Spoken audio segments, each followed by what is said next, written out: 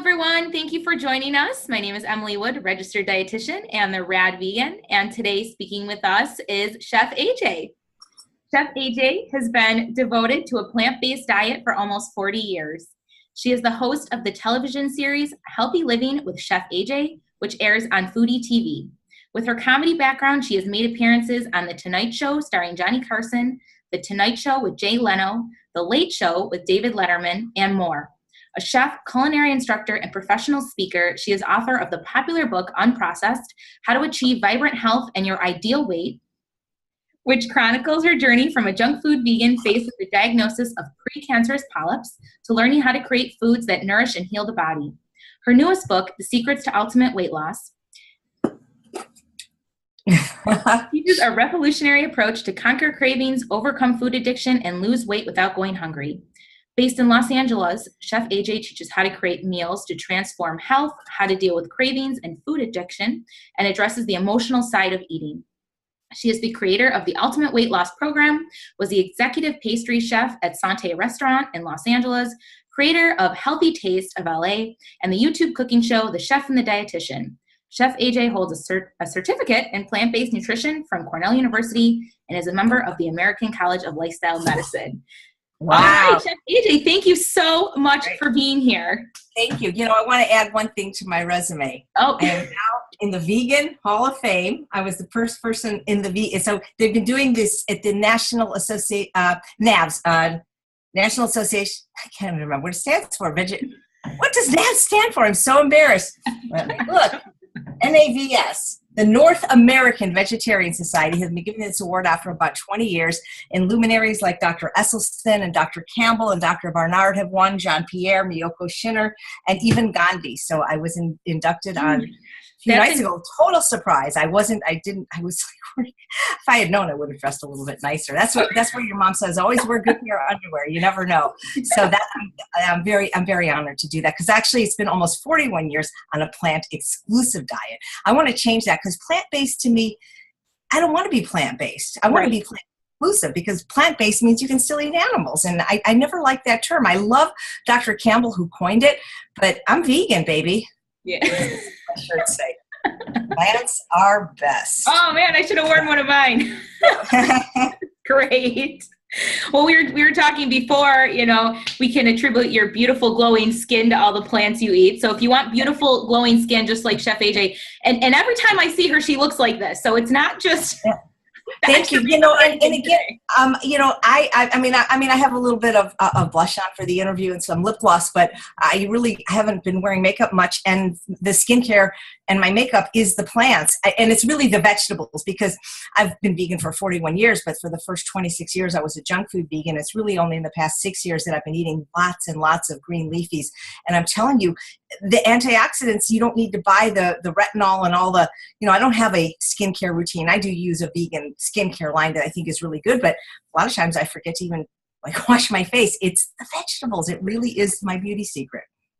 That's wonderful. So you mentioned junk food vegan. That was actually the first question I wanted to get in with you about. So tell us what that means, what your lifestyle was like. That was bad. So, looking back now, it seemed crazy, but back then it was delicious. So I was a junk food vegan from the time I became vegan, which was September 1st, 1977, until July 6, 2003, when I checked into the Optimum Health Institute and found out that things like sugar are not very good for you, especially if you're obese, which I was. And I had pre-cancerous polyps. I was diagnosed with pre-colon cancer. And I had lived on Coke Slurpees and regular Dr. Pepper and all kinds of candies, cakes, cookies, pies, and ice cream, but they were vegan for about 26 years. And maybe it wouldn't have been so bad, except I didn't eat any fruits and vegetables. None. Zero. Not a zip. And so, of course, that would make sense that I would get, some kind of an illness from that. And it's very easy to fall into that trap, because things like treats are addictive, at least for many people. Not for everybody. There's people that can have a treat or even a soda and not be triggered to just continually eating sugar nonstop 24 hours a day. But for those that are sensitive and vulnerable to the effects of refined food addiction, a little bit is too much. And so I ate these treats till I was 43 years old, ended up about 200 pounds with the beginning of colon cancer, and had my wake-up call. And then I switched from a junk food vegan diet to a whole food plant exclusive diet with fruits, vegetables, whole grains, and legumes. Lost 60 pounds, reversed my colon cancer without drugs or surgery. And, it's interesting because I became vegan in 1977, and there wasn't any vegan junk food. I go to Veg Fest and I speak, and they don't have any vegetables there. They don't have any fruit there. They're selling, the donuts, the ice cream, the fake meats and cheeses, which you could argue have a place for people transitioning. But I've met vegans that never transition off the junk food and don't eat any fruits and vegetables like myself. So, the vegan junk food is delicious. It tastes just as good as the non-vegan counterpart, but it's not going to support optimal health for most people. Mm-hmm. Now, in addition to that, you no longer eat salt, sugar, or oil. Is that correct? Yeah. So I'm known as, it's funny that you said that, because when they were giving me the award, they were saying, that I've been criticized a lot for being very extreme because I don't eat salt, oil, or sugar. I'm just following in the footsteps of the luminaries that I learned this from. And it's funny because I was at this conference, Vegetarian Summerfest. It's been going on for 41 years. And I was having dinner with Dr. Stefan Esser, Dr. Anthony Lim, the medical director of the McDougall program and a staff doctor at True North, and Dr. Michael Clapper, who used to work at True North. And they all eat just like me, but they don't get criticized for it. And they recommend their patients eat that way. So I don't know why when I say it, it sounds so extreme, but sugar, oil, and salt, they don't exist in nature, not in any concentrated form. There's no oil ponds or oil trees or sugar bushes. And salt came in, these sugar, oil, and salt came in whole foods. So green leafy vegetables were high in sodium, things like celery. Sugar came in fruit.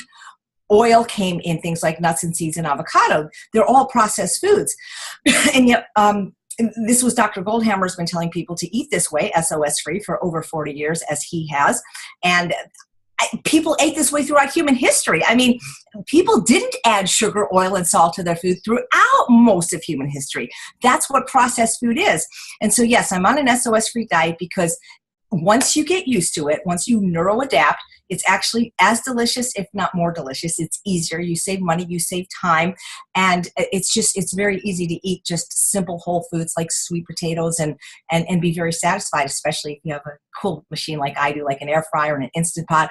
And I'm not saying that everybody has to eat SOS free, but I would argue that most people would benefit from being at least oil-free, especially if they're overweight or have a history of heart disease in their family, because it's not a health food. It's 4,000 calories a pound, and Dr. Esselstyn has shown, in many of his research articles, how it promotes heart disease, diabetes, and obesity. You're not going to lose weight eating oil. It would be impossible.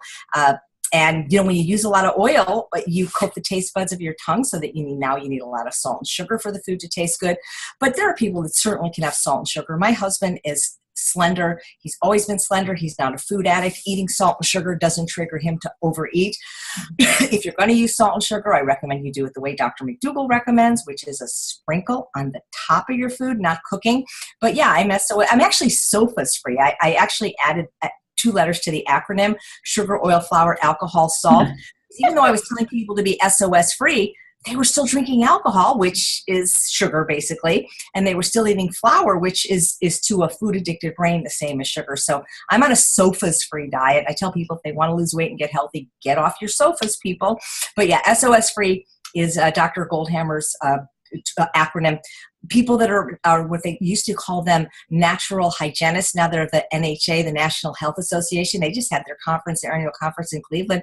They eat that way. So it does sound, I guess, peculiar, especially if you're used to eating a lot of processed food and restaurant food, but it can be really delicious and it's very, very healthy.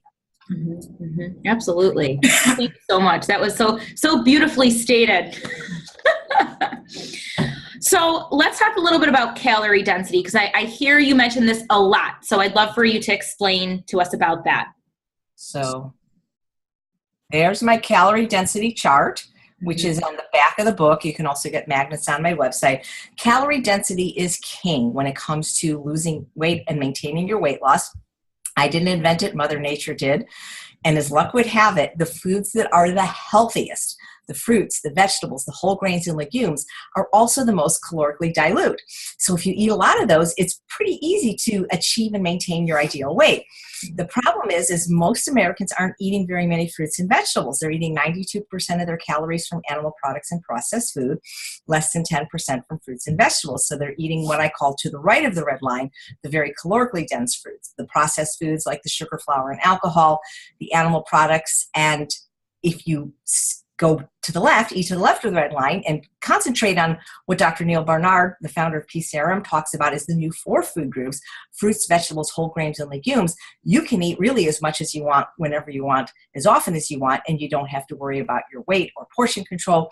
And it's just a brilliant system, and I wish I had learned about it sooner. It's so funny. I was watching some presentation you were doing, and in there was a snippet of the size of the lunch that you eat on a regular basis. I mean, there was so much food on this plate. Huge. I mean, I had 2 pounds of Japanese sweet potatoes for lunch roasted.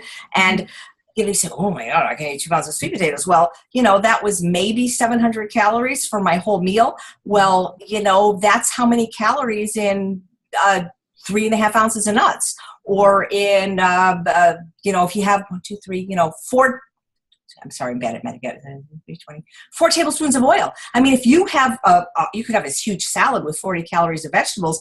You put a salad dressing with 4 tablespoons of oil on it, you've got more calories than in my 2 pounds of sweet potatoes. And the thing is processed foods, even what people may consider healthy ones like extra virgin olive oil, they're not going to fill you up. They lack fiber. Without fiber, you're never going to feel full. If you want to feel full, especially full on fewer calories, everything you eat has to have the fiber and the water intact. So that means not juicing, because juicing removes the fiber, not eating dehydrated foods, because that removes the water. So eating food in its natural form, whole foods, because when you have the fiber and the water intact, together they create what's known as bulk, which creates satiety, that feeling of fullness. You're never going to get that from flour and sugar and oil. And it's incredible that people just don't really understand. I mean, it's not incredible they don't understand it. It's unfortunate they don't understand it. Restaurants certainly don't understand it, because to try to get enough food at a restaurant when you eat this way is almost impossible without spending $50, because they're so used to serving calorically dense foods like meats and cheeses and high fat foods and oily dressings and sauces that the portions have to be small. But when you don't eat those foods, you need more food. And that's the fun thing about it. I mean, you get to actually eat a lot. Dr. Barbara Rolls, who's done more research in the field of calorie density than any other human, she has a laboratory at Penn State University where she studies human eating behavior. She wrote a series of best-selling books called Volumetrics. She said that most people, well, not most people, all people actually eat about 3 to 5 pounds of food a day. Doesn't mean I eat the same amount as a bodybuilder, but that whatever you eat, you pretty much eat consistently that amount per day. And if you want to continue to eat that much or maybe more, if you just change the calorie density of the food, you can. So now, if you look at episode 36 of my YouTube show, Weight Loss Wednesday, I can eat between 8 and 10 pounds of food a day. So I am very happy because I am a volume eater. I absolutely love to eat. And, I want people to understand that calorie density isn't counting calories. It's not measuring or weighing your food on a plate. It's not figuring out that how many calories in a cup of blueberries or a half a cup of rice. It's just knowing or memorizing or getting my book or the magnet, the average calorie density of a few food groups. You know that vegetables are about 100 calories a pound. That's when they're raw. And when they're cooked, they're about 200 calories a pound. Fruits between 2 and 3. Potatoes, squashes, sweet potatoes, about 350 to 4. Whole grains about 5, and beans, lentils, split peas, legumes are 550 to 6. That's all you really need to know, because if you eat foods within that caloric density, 567 calories per pound or less, you can eat ad libitum. The thing is people want to eat the other foods. They want to eat all the delicious avocado for 750 calories a pound, and the ice cream at 1,200 calories a pound, and the cheese at 1,600 calories a pound, and the bread at 1,500, and the sugar at 1,800. And the peanut butter at 3,000 and the chocolate at 2,500, which you may still be able to do, but you just really have to eat a lot of fruits and vegetables too. I mean, not just about losing weight, it's just being healthy. You eat produce. Excuse me for my cough. I'm getting a little asthma here. So. Oh yeah, no, that's okay. Having some mint tea. So I think you touched on it a little bit, but I know you have this ultimate weight loss program. Yeah, I do, because it's online. Yeah. Okay. Yep. Yeah. Go ahead. Tell us a little bit about that. Right. So when I started my ultimate weight loss journey on January 2nd, 2012, I live in Los Angeles, and I started running an in-person program about 4 times a year, where about 24 people would come to my home over 4 consecutive weekends, either a Saturday or Sunday, for meals and education. And I would speak, and I'd have people like Dr. Lyle or Dr. McDougall or Dr. Goldhammer Skype in, and I show them how to make the food. And I started this, they like accompanied me on my weight loss journey. And people heard about it, and they heard about my weight loss success. And there was a member in the group named Shada who lost 120 pounds, just, through Facebook. And they said, well, we can't come to LA. Can you do something? So about 2 years later, I believe it was the summer of 2014, 2.5 years later, we started running the program online through a private group. I guess there is a fee, but it's pretty reasonable, and there's no monthly fee right now. And we support other people in their weight loss journey. And it's you get videos and audio, but mainly you get support from myself and my partner, John Pierre, who's a celebrity fitness and nutritional guru. And it's great because you see people at all different levels of their journey. I mean, yes, nobody's perfect. People sometimes backslide a little, relapse, but it's just a wonderful group of people. We actually have an annual conference in Las Vegas at the Tuscany every Labor Day. It's called the Ultimate Weight Loss Live Conference, where people can interact with the people that they've been interacting with online. And it seems to work beautifully, the program. But again, you don't have to join the group. Everything that we do in the program is in this book. And it's also going to be available in audio soon, which makes it a little easier. But it's really just calorie density. And you could do that, without joining the program. But the book helps explain, and the program helps explain. And it's also the support. The thing is not a lot of people eat this way. I mean, if you're vegetarian, you're already in a minority. And if you're vegan, you're in a smaller minority. And if you're an oil-free vegan, you're in a smaller minority. And then if you're an ultimate weight loss vegan or a health-promoting SOS-free, it's like even smaller. So you get to be around what we call a tribe, a group of like-minded people, so you don't have to feel so isolated or alone. And that's what's kind of nice about being in a group. And also the accountability, that helps a lot of people, but also just the aspect of the community, because so many people are in marriages or relationships where their partner or family isn't even vegan, let alone, health promoting vegan. So it is nice to be in a group for some people. Some people can do it on their own, but it seems like most people can't. They need some support, at least at the beginning. I agree. And that's what I hear a lot too, is I just need the accountability. I need that support to keep me going, keep me on the right track. So, getting the book is the first step, your book, but then having that support in addition, is really going to get you those ultimate results that you're talking about for sure. So when it comes to losing weight, what do you think is the biggest struggle for people, getting the weight off and keeping it off in the long run? I think there's 2. I think it's other people. And I think it's usually their environment. I've been having people tell me for over 6 years now, or they've told other people, I do everything you say. They've said to Dr. Lyle in front of me, I do everything Chef AJ says and I can't lose weight. And then they go to the True North Health Center in Santa Rosa, not even to water fast, just to eat, and they magically lose weight in this vortex known as Santa Rosa. The thing is most people don't have an environment that supports their recovery from obesity and food addiction, meaning their house. We have a saying in the Ultimate Weight Loss Program, if it's in your house, it's in your mouth. And they make a lot of excuses as to why they have to have these hyperpalatable foods there. Often it's their family member, their children, for company. Even if they live alone, for company, you can always buy it the day the company comes. You don't have to always have peanut butter in your house or whatever, wine for company. So there's a saying, and I believe it's in AA, that hang around a barbershop long enough, it's just a matter of time until you get a haircut.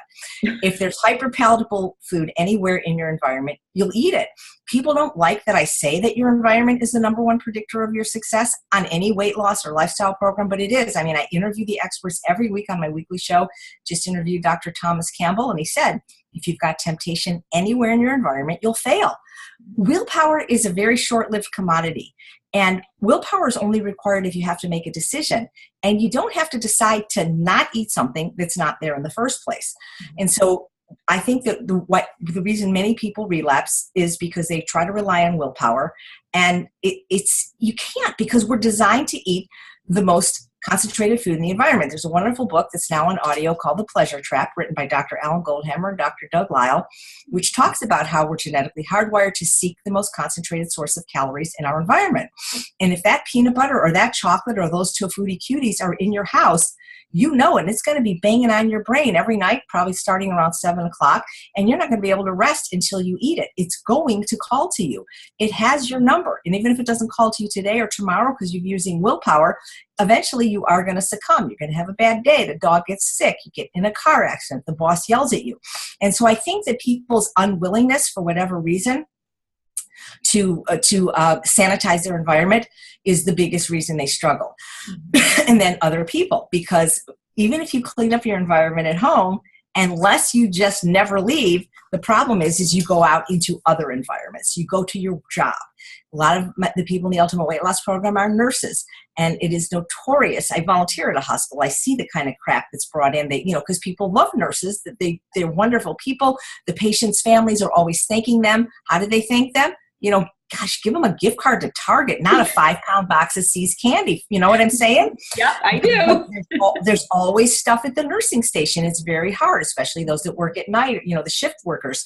It's really hard to sit there and chart for your patients. And if you're looking at a 5-pound box of See's candy or, a box of Krispy Kreme donuts. So that again is the environment, and that those foods are brought in by other people. So it's hard. And other people, people want, how do I say this? It's not that people don't want people to succeed, but it's almost like that they want to, how can I say this in a nice way?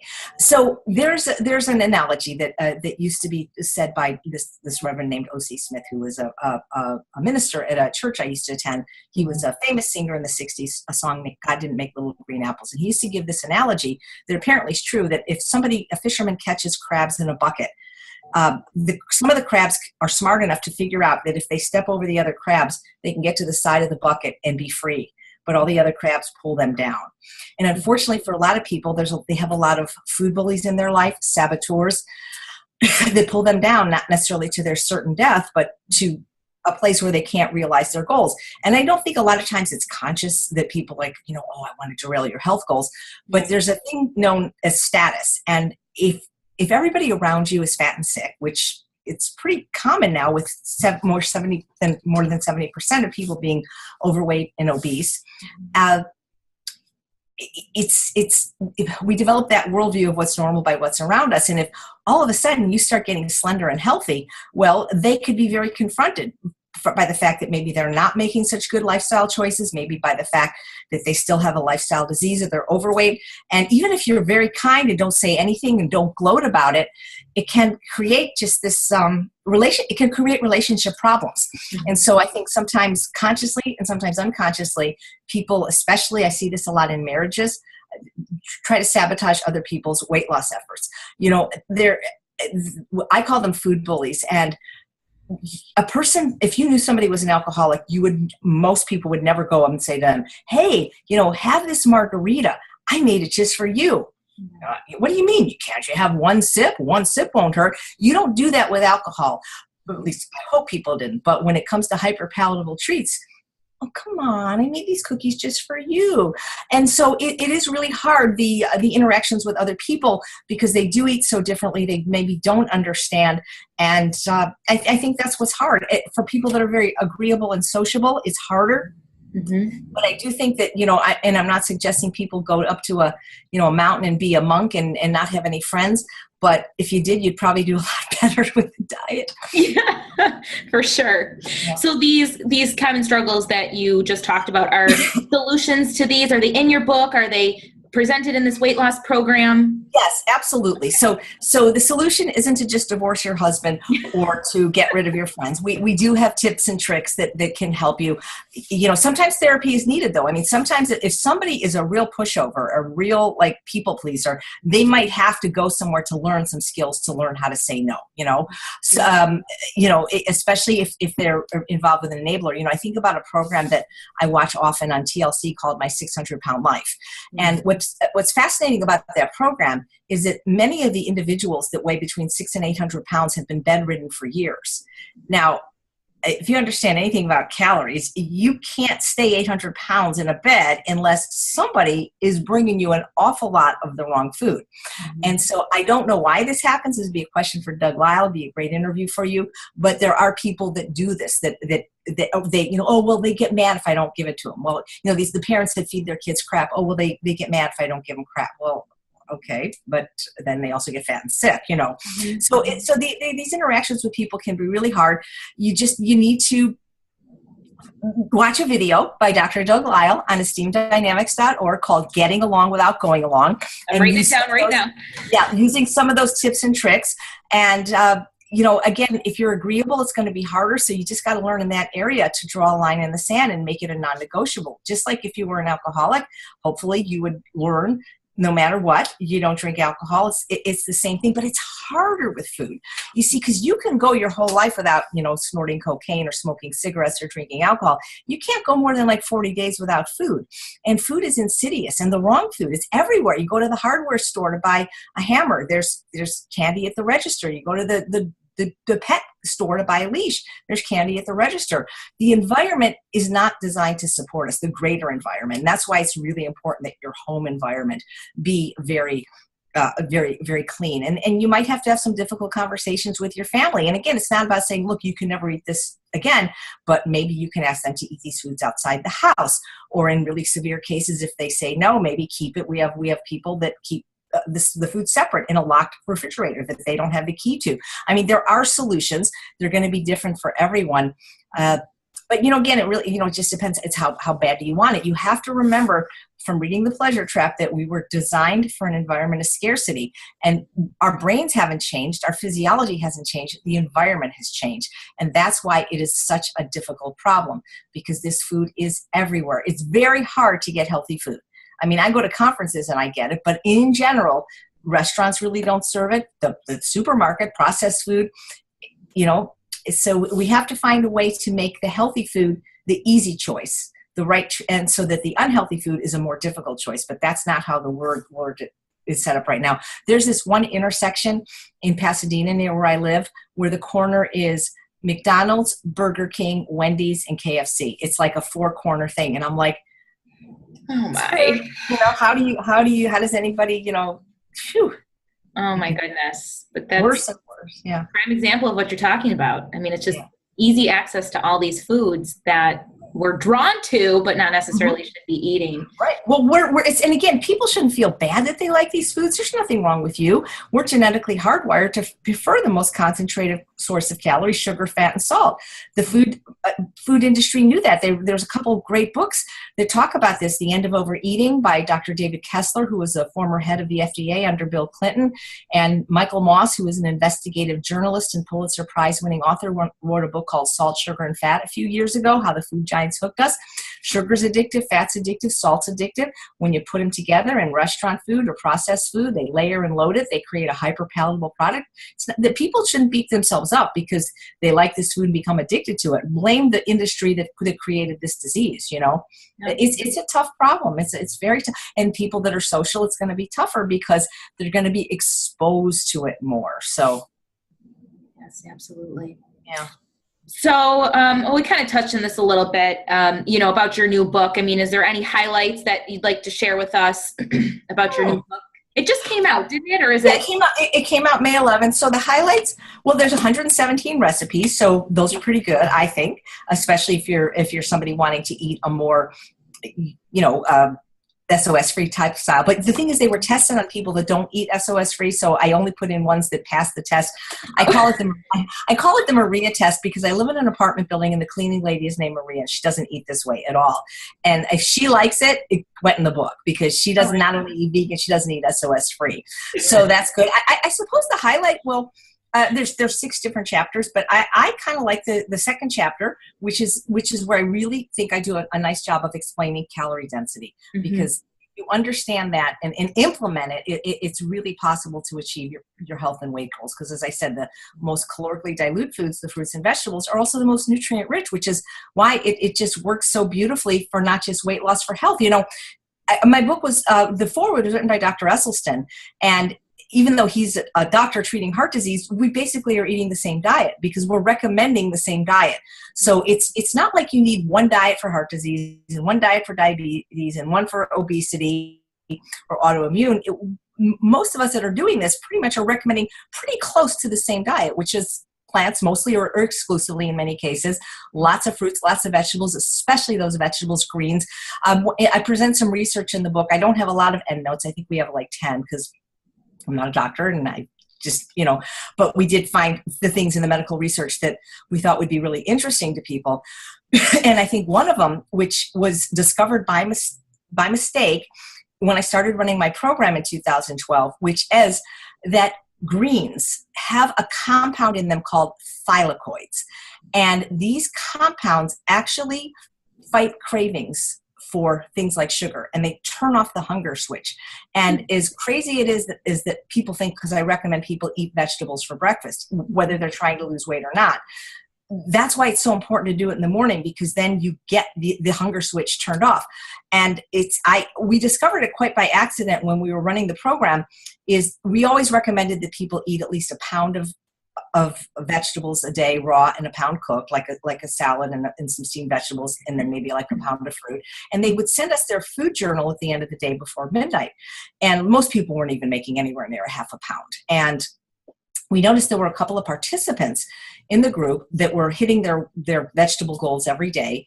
And when we looked at the food journal, they were eating their greens at like 5 in the morning. And I'm like, why are you guys doing that? Well, they had government jobs. They had to be there early. And they said, if I don't eat my vegetables in the morning, they don't get eaten. And my husband discovered the same thing. He's not overweight, but he's noticed too that because once you eat a food of a higher caloric density, you don't go back to low. Like you don't go eat a hot fudge sundae and then like, oh, I'll have some steamed kale. You have to eat the foods in lower caloric density first if you want them to taste good, because the more calorically concentrated the calories, the more dopamine is released.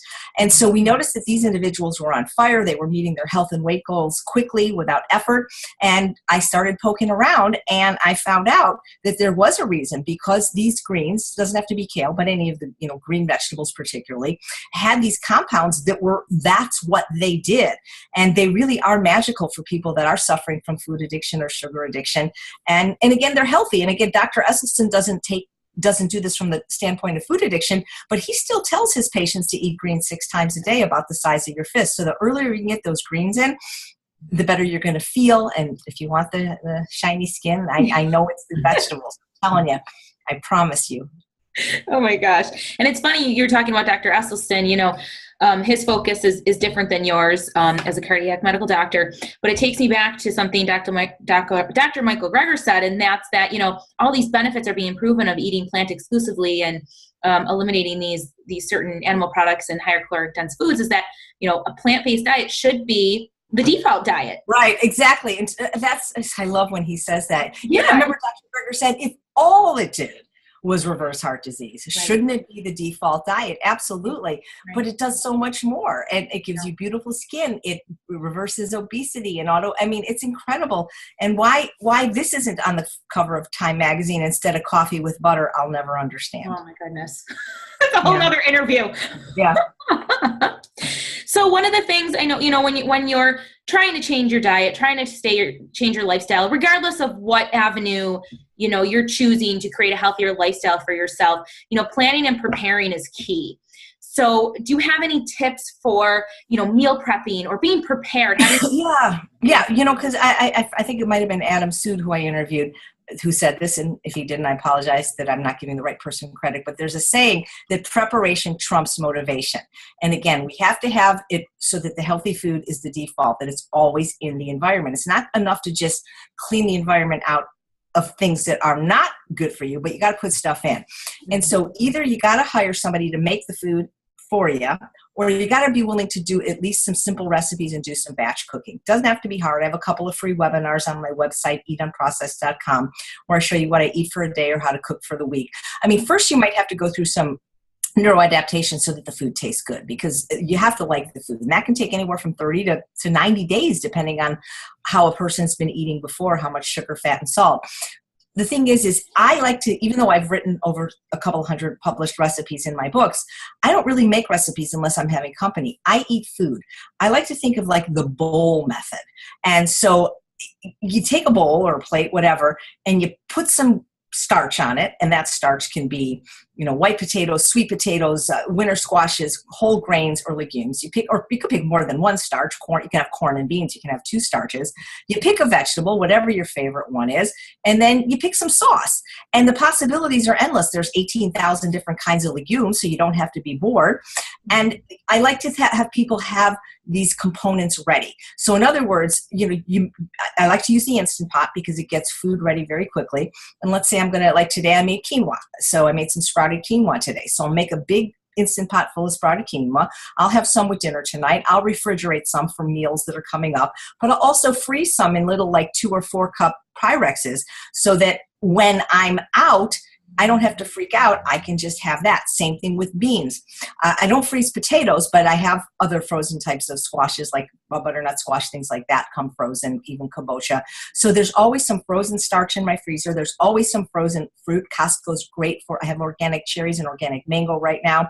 So, it's great for snacks. Frozen cherries, you can just eat them. You don't have to defrost them. They're like ice cream. They melt in your mouth. So always have some frozen fruit, and I always have some frozen vegetables. So the freezer's always got that, and then some. I always have some frozen bananas. So the freezer's got stuff always for emergencies. But on the shelf, I'll have some canned salt-free beans in BPA-free cans. I'll have some canned salt-free tomato products. So I have a little bit of processed food like that, some salt-free mustard.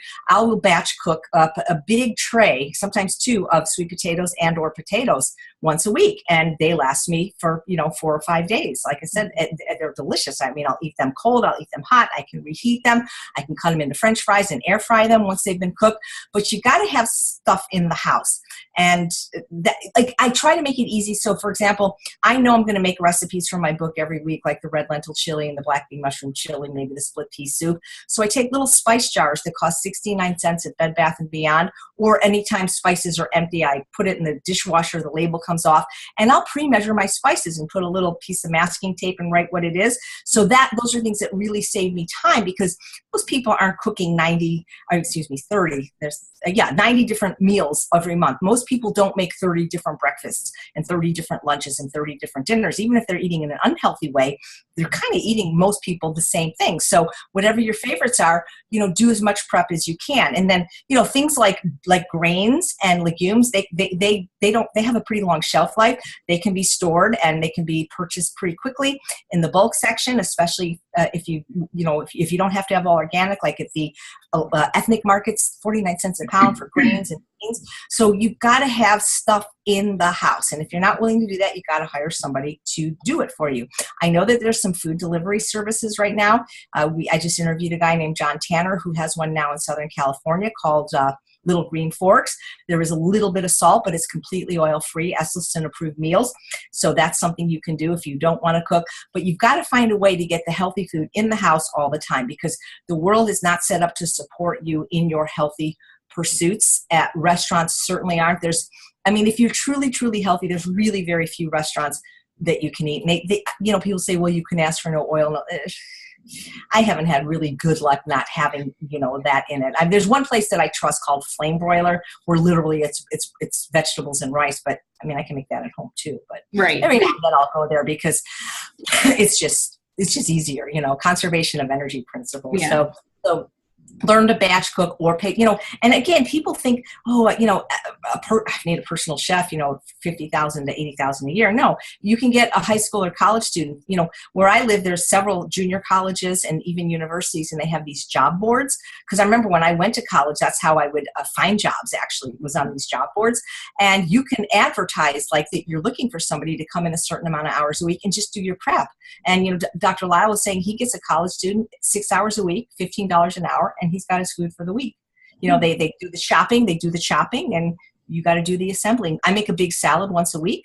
It's always ready, and I've got my, it's just in my dressing. So, you do have to invest probably, 4 to 6 hours a week to get this done. But look at the trade-off. You get healthy and beautiful. Yeah.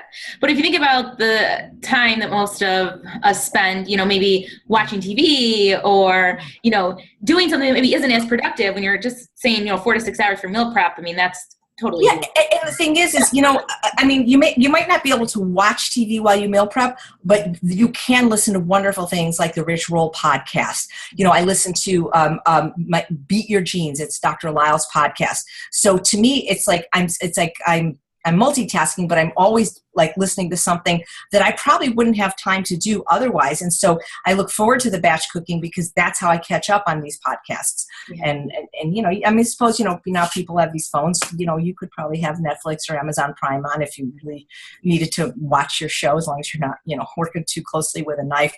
Yeah. So be on the phone talking to somebody. So if it sounds like too much, do something else fun at the same time. Perfect. So where can they connect with you or find out more information about your books or your programs or your shows that you do on YouTube? I mean, give us a rundown. So, both my books are on Amazon, Chef AJ. You can just look at my author page. I know that some of the other stores and Barnes & Noble sell them, but the Amazon definitely sells them. My website is eatunprocessed.com. If you sign up to be on my mailing list, we'll send you 6 really good recipes. And every week, if you follow me on Facebook, Chef AJ, I do a live presentation, either Weight Loss Wednesday or Healthy Living Live, where I'm either doing a cooking demonstration or I'm interviewing somebody that I find pretty interesting, usually in the plant-based world. And if you just subscribe to my YouTube page, Chef AJ, if you missed it live, then the video automatically gets to your inbox of whatever I did that week. So that's where I am. Facebook, YouTube, live Ultimate Weight Loss Vegas Labor Day, and maybe coming to a city near you. Speaking at the Spokane Veg Fest at the end of July. I forget what the name of the conference is in Colorado, and Plant-Based Summit. Okay. I'm doing cooking classes there, and Portland Veg Fest this year. I'm excited to be back. That's in October. And one day immersion in Maryland, November 4th. So I'm trying to cut down a little on travel and do usually just one job a month, maybe 2 at the most. I would tell you to come see me on the plant-based cruise next year, Holistic Holiday Sea, but I'm told it's already sold out. So, oh my goodness, yeah. I heard about that, and I'm like, oh my gosh, that sounds so. I'm told it's sold out, so maybe get on the waiting list for that. Yeah. Gosh, holy moly! Well, that's great. Well, thank you so much. I mean, you do such wonderful things, and you're extremely knowledgeable, and you know, it was really a pleasure speaking with you. Oh, thank you. My pleasure as well. Yeah. All right. Thank you, everyone, for joining us. And once again, this is Chef AJ. And if you haven't checked out her new book yet, make sure you do that. I'm going to check it out myself. I like purple. Yeah. I want to get it for all those recipes that are salt, sugar, flour, oil-free. Yeah, everything is purple in this house except for the dog. She's silver. Purple's a wonderful color. All right. Take care, everyone. Thanks. Bye. Yep. Thanks.